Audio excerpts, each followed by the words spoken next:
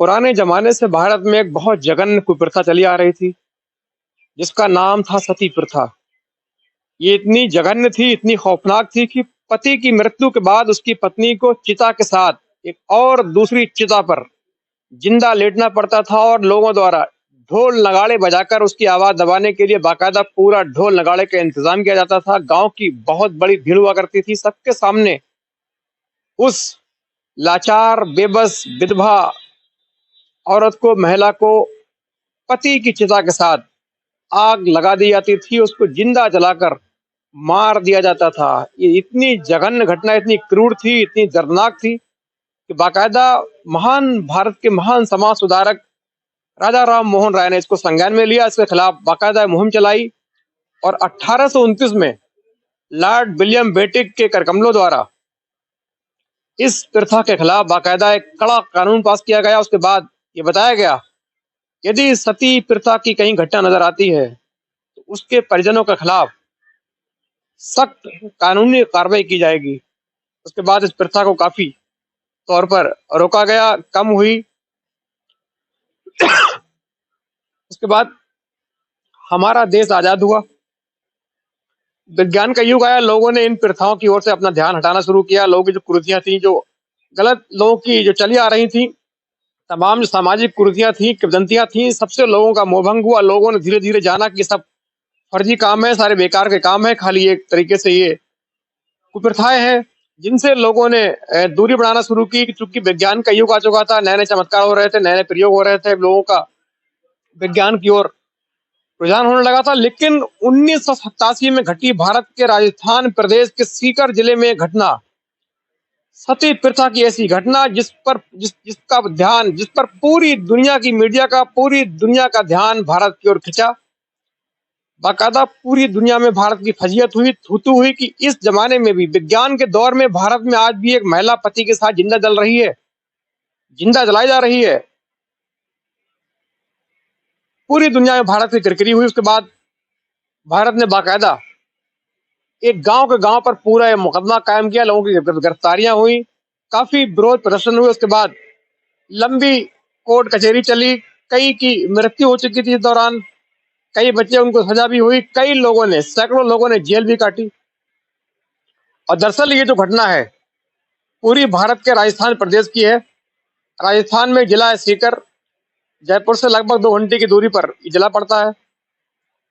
वहां की रहने वाली रूप कमर, जिसकी उम्र थी 18 साल, रूप कमर की को उनके पति माल सिंह, जिनकी शादी के मात्र 5-6 महीने के बाद एक बीमारी के चलते मृत्यु हो गई थी। उसके बाद परिजनों के कहने से, गांव वालों के कहने से, उस विधवा नवविवाहिता को पति की चिता के साथ जिंदा जलाया गया। जी हाँ। और जिन्होंने देखा उन्होंने बताया कि एक बार कैसे वो उठकर कूदकर आग की लपटों से निकलकर बाहर भागी थी, लेकिन गांव वालों ने दोबारा ढोल नगाड़ों के साथ उसको उठाकर, डंडों के सहारे उसको उठाकर फिर से जबरदस्ती चिता पर बिठा दिया। उसके बाद कुछ ही लम्हों में उसकी जो पूरा जिंदा एक महिला का, लड़की का शरीर था, पूरा कंकाल बन चुका था, पूरा हड्डियां जल चुकी थी, पति के साथ चिता पर जल चुकी थी। इस घटना जब मीडिया में आई, चुकी उस वक्त मीडिया का जमाना कम था, मोबाइल नहीं हुआ करते थे, सोशल मीडिया नहीं थी, लिहाजा इस घटना का बहुत देर के बाद जब संज्ञान में आता है, अखबारों में सुर्खियां बनती हैं, उसके बाद पूरी इंटरनेशनल मीडिया का ध्यान भारत की ओर खिंचा। भारत की ओर लोगों ने बड़ी हे दृष्टि से देखा कि आज के दौर में भी भारत में किस तरह से एक अच्छी खासी महिला को उसके पति के साथ किंवदंतियों को चलते, बुरी मान्यता को चलते चिता पर जलना पड़ रहा है।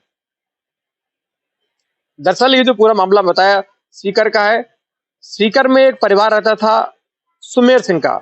एक गांव है देवराला, सीकर में देवराला गांव है। देवराला गांव में काफी पुराना बड़ा गांव है। उसमें एक परिवार रहता था सुमेर सिंह का। सुमेर सिंह सरकारी टीचर थे, स्कूल टीचर थे। उनके 4 बच्चे थे, उनमें एक बेटा था माल सिंह। माल सिंह की शादी मार्च 1987 में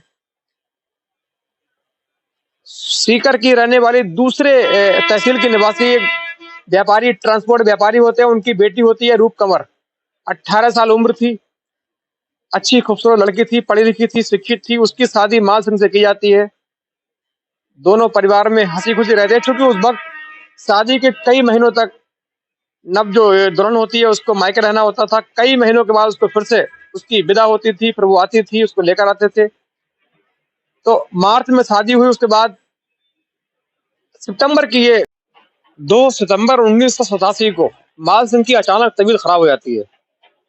उनके जो परिजन हैं उनको आसपास, चूंकि उस वक्त बहुत डॉक्टर नहीं हुआ करते थे, हकीम वगैरह थे या देसी दवाइयां मिलती थी, उनको आसपास का जो हकीम है उनको दिखाते हैं, उनसे दवाई लेते हैं, लेकिन कोई फायदा नहीं मिल रहा था। रात को जब माल सिंह लेटते हैं तो उसके बाद रात में उनकी तबीयत और खराब होती है। जो दवाइयां हकीमों ने दी थी उन्होंने कुछ फायदा नहीं किया, बल्कि उनकी जो हालत है और ज्यादा बिगड़ती गई। उसके बाद किसी तरह सुबह हुई, लोगों ने बताया कि आप सीधे इनको शहर लेके जाइए, वहां के सरकारी अस्पताल में इनकी इलाज कराइए। फौरन जो परिजन है उनको एक बैलगाड़ी के ट्रॉली ट्रैक्टर के सहारे पे डालकर सीधे शहर के एक सरकारी सामुदायिक स्वास्थ्य केंद्र लेकर जाते हैं।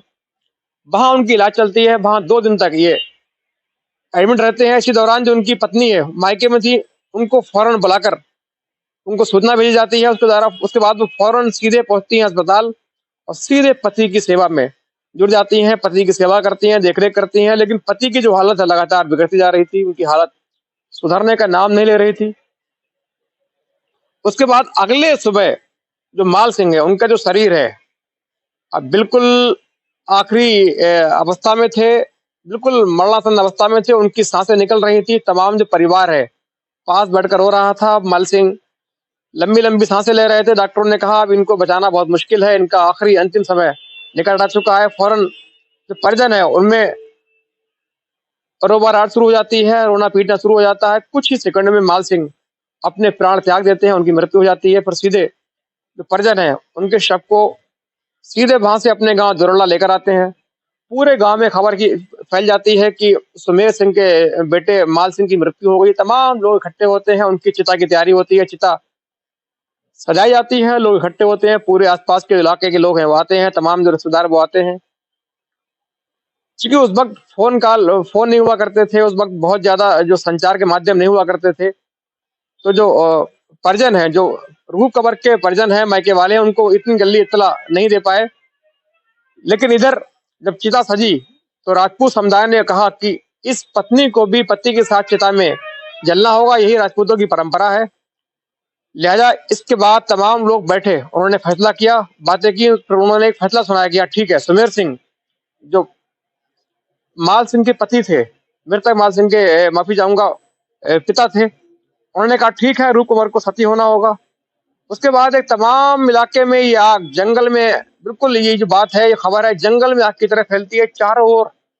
बहुत जल्दी जो जिस हाल में होता उसी हाल में सीधे सुमेर सिंह के घर की ओर दौड़ता। तमाम लोगों का हजूम लग सका था, हजारों की संख्या में लोग वहां इकट्ठे हो चुके थे। चूंकि सती प्रथा का ये पहला केस था, लिहाजा लोगों में एक उत्सुकता थी देखने की कि किस प्रकार महिला सती होती है। क्योंकि उस वक्त बहुत, जब हमारा जो समाज है बहुत जागरूक नहीं हुआ करता था, लोगों में ये एक जो किंवदंती है, जो गलत धारणा है, इसको एक धर्म के आधार पर ले रहे थे कि सती होना अच्छी बात है। सती होती है वो सीधे स्वर्ग में जाती है, पति के साथ पति के चरणों में रहती है। लिहाजा दूर दूर के लोग, जिसको सुनने को मिल रहा था, सीधे सुमेर सिंह के यहाँ पहुंच रहा था। शाम 3-4 बजे का वक्त होते होते आसपास के क्षेत्र में लगभग 5-6 हजार के लोग इकट्ठे हो चुके थे। और ये उस वक्त 1987 में ये जो 5-6 हजार की संख्या है बहुत बड़ी हुआ करती थी। धीरे धीरे चिता की तैयारी की गई, एक साथ चिता चिता पूरी तैयार थी। फिर शव यात्रा निकालने का वक्त मुकर्रर किया गया। रूप कबर को भी दुल्हन की तरह सजाया गया, रूप कबर सजाई गई। चारों ओर लोग चल रहे थे, कोई आसमान में कोई छिड़क रहा था, कोई मिट्टी छिड़क रहा था। जो मान्यताएं होती हैं, कुर्सियां होती हैं, उनका पूरा पालन किया जा रहा था। हजारों लोगों की भीड़ साथ चल रही थी, आगे आगे चिता, पीछे पीछे जो पत्नी है रूप कमर वो चल रही थी। एक चक्कर पूरे गांव का लगाया जाता है। उसके बाद कुछ घंटे के बाद जो चिता तैयार थी, चिता पर माल सिंह को लिटा देते हैं। उसके बाद जो पत्नी है उसको उसके सिरहाने यानी सिर के पास बैठाते हैं। अब माल जो रूप कमर है वो माल सिंह का जो सर है अपने गोद में लेकर बैठती है। ऊपर से चारों ओर लकड़ियां रख दी जाती हैं, मोटी मोटी लकड़ियां, गोबर के उपले, तमाम जो ज्वलनशील सामग्री होती है वो रखी जाती है।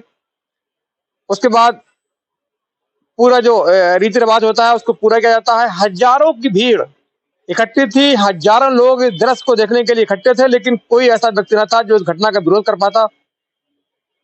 उसके बाद चिता सजाने के बाद उस चिता को मुखाग्नि दी गई, आग जलने लगती है। धीरे धीरे पति के पास जो बैठी रूप कमर है, उसके वस्त्रों में आग लगती है। वो थोड़ा चिल्लाती है, फिर आग तब तक बहुत तेज हो जाती है, क्योंकि पहले से ही घी वगैरह का पूरा इंतजाम किया गया था। आग लगकर पूरी चिता धू धू कर जलने लगती है। इसी बीच रूप कमर है, उछल कर चिता के बाहर गिरती है, लेकिन लोग जो पहले से ही बाहर खड़े थे, मोटे मोटे डंडे लाठी लेकर खड़े थे, वो फौरन उठाकर सीधे जबरदस्ती चिता पर बिठा देते हैं।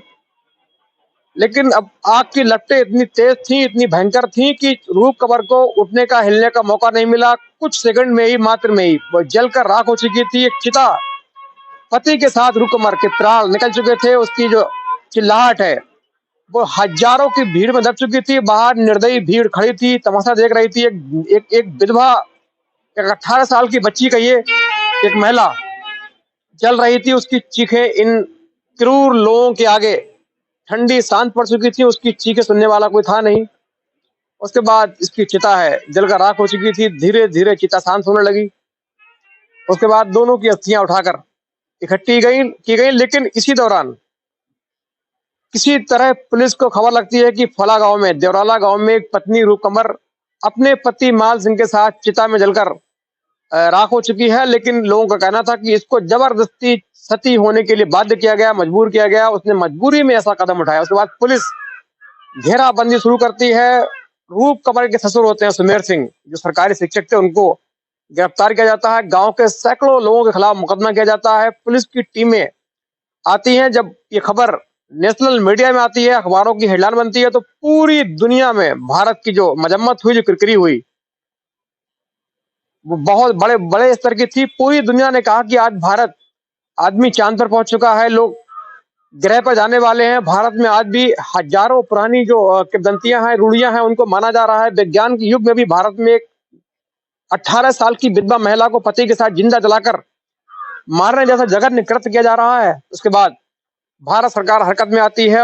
पूरी जो भीड़ है, कुछ नामजद, कुछ अज्ञात के खिलाफ मुकदमा कायम होता है। सैकड़ों गिरफ्तारियां होती हैं। उसके बाद 20 साल तक मुकदमा चलता है। उसके बाद इस दौरान आधे जो अभियुक्त हैं, जो चूंकि बुजुर्ग थे, उनकी मृत्यु हो चुकी थी। कुछ बचते हैं, जेल जाते हैं, इनको जेल भी होती है, जेल से जमानत भी होती है। जमानत होने के बाद आज भी मुकदमा जारी है। कुछ व्यक्ति हैं जिंदा बचे हैं, शेष हैं। बाकी तकरीबन आधे जो अभियुक्त हैं, उनकी मृत्यु हो चुकी है, वो मर चुके हैं। और जो जिंदा है वो सारे जेल काट चुके हैं। जेल काटने के बाद आज भी उनकी कोर्ट में पेशी चल रही है। लेकिन एक बहुत बड़ा सवाल कि इस तरह विज्ञान के युग में भी एक महिला को उसके पति के साथ जिंदा जलाना कितना